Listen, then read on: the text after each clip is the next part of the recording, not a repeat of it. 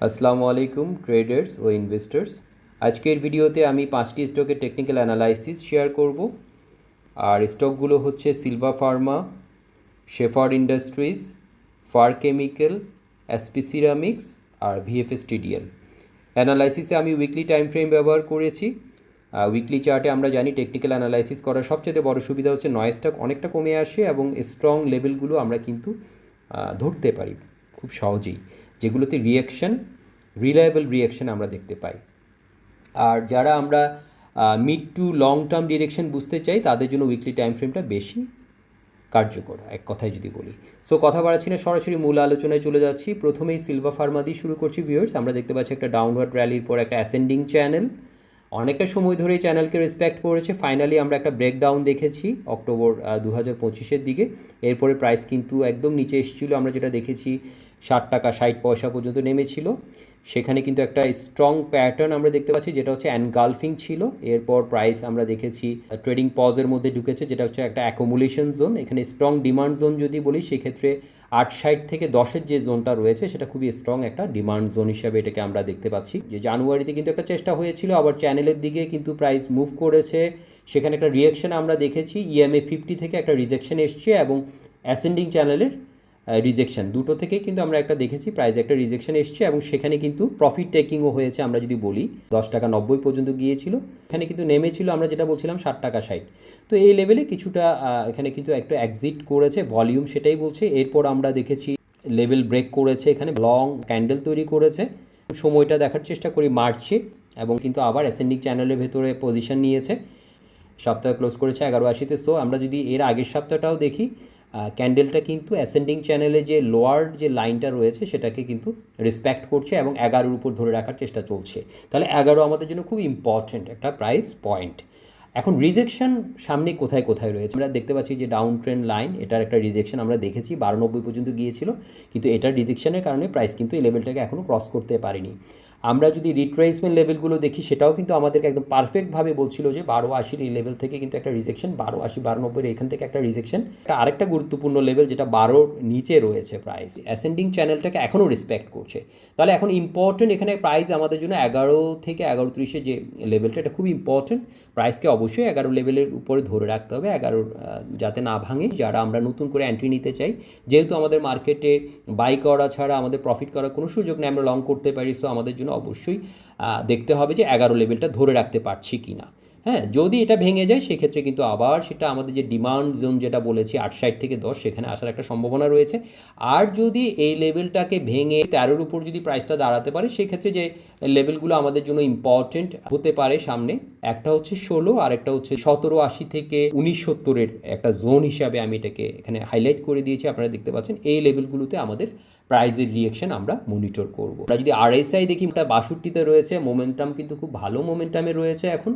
আর আমাদের যে exponential moving average 200 কিন্তু এখানে একটা সম্ভাব্য রিজেকশন পয়েন্ট হিসেবে অবশ্যই আমরা এটাকে দেখব। 1470 থেকে 15-তে গেলে প্রাইস কী করছে সেটাও আমাদেরকে দেখতে হবে, কারণ আমরা জানি যে 200 লেভেলটা খুব ইম্পর্টেন্ট একটা লেভেল আমাদের জন্য। তো এটা ছিল সিলভা ফার্মা। আমরা সরাসরি এখন নেক্সট স্টকে চলে যাচ্ছি, সেটা হচ্ছে শেফার্ড। তো শেফার্টে যেটা দেখতে পাচ্ছি, এখানে একটা চ্যানেল আমরা দেখতে পাচ্ছি যেটা অনেকটা লম্বা সময় ধরে এটাকে রেসপেক্ট করছে। ফাইনালি এখানে একটা ডাবল টপ ফরমেশন, যেটাকে এম টপ বলে, সেখান থেকে কিন্তু পরবর্তী চ্যানেলটা ব্রেক করেছে। নেকলাইনের পরে আমাদের যে টার্গেট ছিল সেটা কিন্তু চ্যানেলের নিচেই ছিল। সো একদম এই ক্যান্ডেল দিয়ে কিন্তু সে টার্গেটে হিটও করেছে, প্লাস চ্যানেলটাও ব্রেকডাউন হয়েছে এবং প্রাইস কিন্তু অনেকটা নিচে এসছে 9 টাকা 80 পয়সা।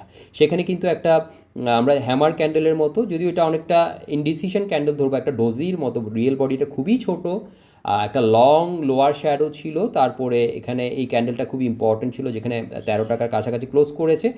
তো আমরা এখান থেকে যেটা দেখতে পাচ্ছি যে একটা এখন পর্যন্ত যে একটা স্ট্রাকচার আমাদের চোখে দেখা যাচ্ছে, সেটা হচ্ছে একটা অ্যাসেন্ডিং ট্রায়াঙ্গেল শেপের মধ্যে রয়েছে। এটা এই কারণেই বলছি, ইএমএ 50 এখন একটা রিজেকশন হিসেবে আছে 1415 1460 লেভেলে। প্রাইস কিন্তু সেখানেই ক্লোজ করেছে, এই সপ্তাহের ক্লোজটা সেখানে হয়েছে। এখন দেখার বিষয় এই লেভেলটাকে, এই রিজেকশনটাকে সে ক্রস করে উপরে দাঁড়াতে পারে কিনা। যদি 15-র উপর যদি ক্লোজ দিতে পারে, সামনের উইকলি ক্লোজটা যদি 15-র উপরে থাকে, সেক্ষেত্রে 16 এবং 18.5 এই দুটো লেভেল আমাদের জন্য ইম্পর্টেন্ট দুটো লেভেল, যেটা আমরা পরবর্তীতে এই দুটো লেভেলে কী রিয়াকশন দিচ্ছে সেটা আমাদের দেখতে হবে। এখন যদি আমরা আরএসআইয়ের দিকে তাকাই, আরএসআই কিন্তু 54-এ রয়েছে। আস্তে আস্তে আমরা কিন্তু একটা পজিটিভ মোমেন্টামে যেতে দেখতে পাচ্ছি, এখান থেকে কিন্তু বাড়ার সম্ভাবনা রয়েছে। আর ক্যান্ডেলের দিক থেকে আমরা দেখতে পাচ্ছি এখানে কিন্তু আজকে ক্যান্ডেলটা খুব একটা শ্যাডো কিন্তু দেয়নি, তো ইনডিসিশন খুব একটা নেই। সো আমরা একটা ভালো ক্যান্ডেল বলবো, একটা স্ট্রং বুল ক্যান্ডেল রয়েছে, ভলিউমের কনফার্মেশন কিন্তু আমরা যদি দেখি লাস্ট 3টা ক্যান্ডেল যদি কনসিডার করি বুলিশ রয়েছে, সব দিক দিয়ে চিন্তা করলে এখন পর্যন্ত পজিটিভ রয়েছে। হ্যাঁ, স্ট্রাকচারটা পজিটিভ রয়েছে, যেটা বললাম 15 লেভেলের উপর যদি মানে ক্লোজ করে উইকলি ক্লোজ দিতে পারে এবং সেখানে যদি প্রাইসটা যদি সাস্টেইন করে, সেক্ষেত্রে 16, 16.5 এবং 18.5 এই দুটো লেভেল, 16, 16.5, 18.5 এই লেভেলগুলোর দিকে আমাদের নজর থাকবে। তো এর পরবর্তী যে স্টকটা নিয়ে কথা বলবো সেটা হচ্ছে ফার কেমিক্যাল।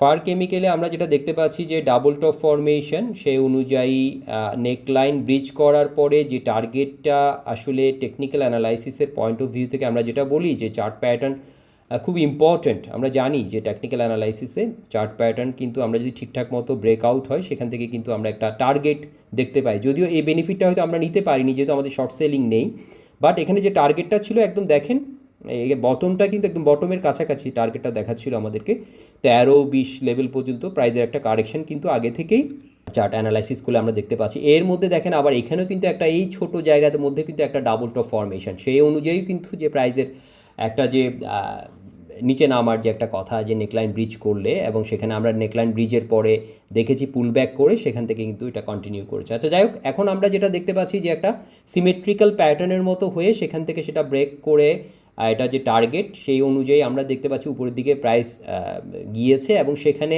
আমরা দেখতে পাচ্ছি যে আমাদের গ্যান ফ্যান লেভেল অনুযায়ী সেই ক্ষেত্রে কিন্তু আমরা একটা রিজেকশন পয়েন্ট দেখতে পাচ্ছি, যেটাকে একদম পারফেক্টভাবে কিন্তু রেসপেক্ট করেছে প্রাইস, এবং এই উইকের ক্লোজটা করেছে 17.10-এ। এখন যদি প্রাইস এই 17.80 বা 18 লেভেলটাকে ভেঙে যদি দাঁড়াতে পারে, সেক্ষেত্রে আমাদের জন্য যে লেভেলগুলো ইম্পর্টেন্ট হবে 20-80-তে অবশ্যই আমরা দেখব কী হচ্ছে। এটাকে যদি ভেঙে দাঁড়াতে পারে সেক্ষেত্রে 21.5 এবং 24.5 এই দুটো লেভেলে আমাদেরকে দেখতে হবে যে প্রাইস কী করছে। আমরা যদি আরএসআই দিকে খেয়াল করি, আরএসআই কিন্তু 55-এ রয়েছে, আমরা কিন্তু ভালো মোমেন্টামে দেখতে পাচ্ছি। আবার একটা ইম্পর্টেন্ট জিনিস দেখতে পাচ্ছি, ইএমএ লাইন দুটো কিন্তু একই লেভেলের কাছাকাছি অবস্থান করছে, একদম প্রাইস যেখানে ক্লোজ করেছে 17.10, আমরা কিন্তু ইএমএ 50 এবং 200-কে দেখতে পাচ্ছি, একটা রয়েছে 17.10-এ আর একটা 17.40, একদম খুব কাছেই রয়েছে। তো এই লেভেলগুলোও তো অবশ্যই আমাদের জন্য মাথার উপর একটা রিজেকশন। সো আমি যেটা বলছিলাম যে যদি প্রাইস যদি 17.80 এবং 18 লেভেলটা ভেঙে যদি দাঁড়াতে পারে, 21.5 এবং 24.5 দুটো লেভেলে আমাদের দেখতে হবে যে সেখানে প্রাইস কী রিয়াকশন দিচ্ছে। তো এরপরে যে স্টকটা নিয়ে কথা বলবো সেটা হচ্ছে এসপি সিরামিক। তো এসপি সিরামিকে আমরা দেখতে পাচ্ছি এখান থেকে একটা শার্প ফল হয়েছে, আমরা দেখেছি। এরপরে কিন্তু একটা রাউন্ডিং বটম স্ট্রাকচারে গিয়ে সেখান থেকে আবার উপরে উঠেছে, এবং ফাইনালি আমাদের এখানে আমাদের গ্যান ফ্যান লেভেলটা ওখানে কাছাকাছি গিয়ে রিজেকশন পেয়েছে, যেখানে 200-এর রিজেকশনে ছিল একদম পারফেক্টভাবে। আমরা এখানে কিন্তু গ্যান ফ্যানের সাথে যে ইএমই 200-এর একদম ঠিক জায়গায় কিন্তু আমরা দেখতে পাচ্ছি যে দোনোটাই কিন্তু আমাদেরকে একটা কনফার্ম করেছে যে এখানে একটা রিজেকশন পয়েন্ট রয়েছে। তো এরপরে আমরা একটা সিমেট্রিক্যাল প্যাটার্নের মতো দেখতে পাচ্ছি, যেটাকে কিন্তু আমরা দেখেছি নিচের দিকে এটা ব্রেক ডাউন হয়েছে। আমরা জানি যে এটা একটা বাইলেটারাল ফরমেশন, এটা উপরেও ব্রেক করতে পারে, নিচেও ব্রেক করতে পারে। সেই অনুযায়ী আমরা দেখেছি যে প্রাইস কিন্তু যেহেতু নিচে ব্রেক করেছে, নিচে এসছে, এবং ফাইনালি আমাদের নিচে যে সাপোর্ট এরিয়া রয়েছে একদম আমাদের গ্যান ফ্যানের যে লেভেলটা রয়েছে সেটাকে রেসপেক্ট করেছে, এবং এখানে একটা অনেকটা বুলিশ হারামি ফরমেশনের মতো হয়ে সেখান থেকে কিন্তু আবার নতুন করে একটা আমরা দেখতে পাচ্ছি যে একটু উঠে আবার নিচে নেমেছে। পরে যখন এটা আমরা একটা নির্দিষ্ট সময় আমি যখন দেখলাম যে আস্তে আস্তে ক্যান্ডেলগুলো এভাবে উপরের দিকে যাচ্ছে, সো আমি এখানে একটা লাইন ড্র করলাম, এবং খুব ইন্টারেস্টিং এই লাইনটা দেখেন, আমরা একটা চ্যানেলের মতো করে দেখানোর চেষ্টা করেছি, যেটাকে প্রাইস কিন্তু এখন পর্যন্ত রেসপেক্ট করছে। তো এখানে উপরের এটাকে এই যে উপরের লেভেলও টাচ করেছে, আবার যখন এটাকে ভেঙেছে, ভাঙার পরে উপর থেকে পুল ব্যাক করে আজকে যে ক্যান্ডেলটা হয়েছে আমরা দেখতে পাচ্ছি 22-এ ক্লোজ করেছে। এখন এখানে স্ট্রং একটা জোন রয়েছে, যেটাকে অবশ্যই একটা রিজেকশন জোন হতে পারে 22-60 থেকে 24-এর এই লেভেলটা। এটাকে ভাঙলে আবার 200-এর লেভেল রয়েছে, যেটা আমাদের রিজেকশন, এখানেও রিজেকশন হিসেবে আমরা দেখেছি। সো এটাকেও আমাদেরকে অবশ্যই দেখতে হবে যে এখানে কী রিয়াকশান দিচ্ছে। যদি এটাকে ভেঙে ফেলে, যদি আমরা এভাবে বলি যে সব ধরনের বাধাগুলোকে ভেঙে যদি 26-এর উপর একটা পজিশন নিতে পারে, সেক্ষেত্রে আমাদের জন্য ইম্পর্টেন্ট দুটো লেভেল ইম্পর্ট্যান্ট হতে পারে 28.5 32.5। আমি আপনাদেরকে টেকনিক্যাল ভিউটা আপনাদের সাথে শেয়ার করছি, ঠিক আছে? তো এখানে যেটা হচ্ছে দেখেন আমাদের লেভেলগুলো থেকে আমরা কিন্তু কনফার্মেশন পেয়েছি, যেখানে আমি যেটা বলছিলাম যে 200 এবং এখানে আমার জ্ঞান ফ্যানে যে রিজেকশন যে লাইনটা একই সাথে কিন্তু এখানে একদম পারফেক্টভাবে ম্যাচ করে গেছে। তারপর এখন যে আমরা যেটা দেখতে পাচ্ছি সাপোর্ট পারফেক্টভাবে আমরা লেভেলগুলো পেয়েছি, এখানেও কিন্তু আমরা দেখতে পেয়েছি হ্যাঁ সাপোর্ট নিয়েছে, একদম সুন্দরভাবে লেভেলগুলো কাজ করেছে। এবং এখন যেটা বললাম যে এখানে একটা রিজেকশন যে পেয়েছে সেই লেভেলটাও কাজ করেছে। দেখেন এখানে আমার কিন্তু রিট্রেসমেন্ট লেভেল রয়েছে যেটা ইম্পর্টেন্ট, সেখানে কিন্তু আমরা দেখেছি যে 2260-এর কাছাকাছি গিয়ে কিন্তু রিজেকশন পেতে এবং সেখানে এই লেভেলটাকে এখনও ভাঙতে পারেনি। সো এটাও আমাদের জন্য একটা ইম্পর্টেন্ট লেভেল, যেটাকে আমাকে দেখতে হবে যে এই লেভেলটাকে ভেঙে দাঁড়াতে পারছি কিনা প্রাইস, এবং 24-এ গিয়ে কী রিয়েকশান দিচ্ছে। যদি সেটার উপর যেতে পারে সেক্ষেত্রে 26-এর উপর যেতে পারছি কিনা। সো আস্তে আস্তে করে আমরা এগুলো দেখার চেষ্টা করব। আর আরএসআই কিন্তু 65-এ রয়েছে, খুব ভালো মোমেন্টাম দেখতে পাচ্ছি, ভলিউম সাপোর্ট রয়েছে। এই যে এখান থেকে যে ট্রেন্ডটা আমরা দেখতে পাচ্ছি, এখানে যে প্রাইস যে আস্তে আস্তে উপরের দিকে আমরা যেতে দেখেছি, সেটার সাথে কিন্তু ভলিউম সাপোর্ট রয়েছে। আমরা যদি এখন পর্যন্ত দেখি, দেখেন লাস্ট 3টা উইকের ক্যান্ডেল যদি দেখার চেষ্টা করি, আমরা কিন্তু দেখতে পাচ্ছি এই যে মাঝখানে রেড ক্যান্ডেলে ভলিউম কমেছে, আজকে কিন্তু ভলিউম ভালো ছিল। তো আমরা ভলিউম বিচারেও বলবো যে এখানে কিন্তু বুলিশ স্ট্রাকচারটা এখনও পরিষ্কারভাবে আমরা দেখতে পাচ্ছি। তো দেখা যাক এরপরে কি হয়। আমরা সরাসরি আমাদের লাস্ট স্টকে চলে যাচ্ছি। এরপরে সেটা হচ্ছে ভিএফএস টিডিএল। ভিএফএস থ্রেডে আমরা যেটা দেখতে পাচ্ছি একটা সিমেট্রিক্যাল কম্প্রেশনের মধ্যে প্রাইস রয়েছে। এই উইকের ক্যান্ডেলটা খুব স্ট্রং ক্যান্ডেল দিয়েছে, 1240-এ ক্লোজ করেছে, উপরে কোনো ইনডিসিশন নেই, ভলিউম সাপোর্ট রয়েছে। এবং এখান থেকে যে ট্রেন্ড যখন থেকে শেপ আপ হয়েছে, আমি একটা ট্রেন্ড লাইন ড্র করেছি, সেটাকেও কিন্তু রেসপেক্ট করেছে। ফাইনালি আমরা দেখতে পাচ্ছি এখানে যখন 980-তে একটা লো মেরেছিল, সেখানে কিন্তু আমার রিট্রেসমেন্টের সাপোর্ট লেভেলের সাপোর্ট এবং আমার ট্রেন্ড লাইনের সাপোর্ট দোনোটাই কিন্তু একদম পারফেক্টভাবে কাজ করেছে এখানে। সো এখন প্রাইস চলছে 1240। সো উপরে 13 লেভেলটার উপরে যদি একটা উইকলি ক্লোজ দেয়, সেক্ষেত্রে অবশ্যই আমাদের 14-20 একটা লেভেল রয়েছে রিজেকশন লেভেল, এবং 15কে অবশ্যই আমরা এখানে ইম্পর্টেন্ট একটা লেভেল হিসাবে দেখবো। যদি 200 মুভিং অ্যাভারেজের একটা রিজেকশন এই লেভেলের কাছাকাছি দেখতে পাচ্ছি, যদি এটাকে ভেঙে দাঁড়াতে পারি, সেক্ষেত্রে 16-20 থেকে 16.5 পর্যন্ত একটা জোন আমরা দেখার চেষ্টা করব, যে ওই জোনে প্রাইস কি রিয়াকশান দেখায়। তো আমি চেষ্টা করেছি টেকনিক্যাল অ্যানালাইসিসের পয়েন্ট অফ ভিউ থেকে পুরো বিষয়টিকে আপনাদের সামনে তুলে ধরার জন্য, কোথায় আমাদের স্ট্রং লেভেলগুলো রয়েছে এবং প্রাইস কোথায় কোথায় গিয়ে রিয়াকশান দেখাতে পারে। তো আশা করি ভিডিওটি ইনফরমেটিভ ছিল। ধন্যবাদ সবাইকে।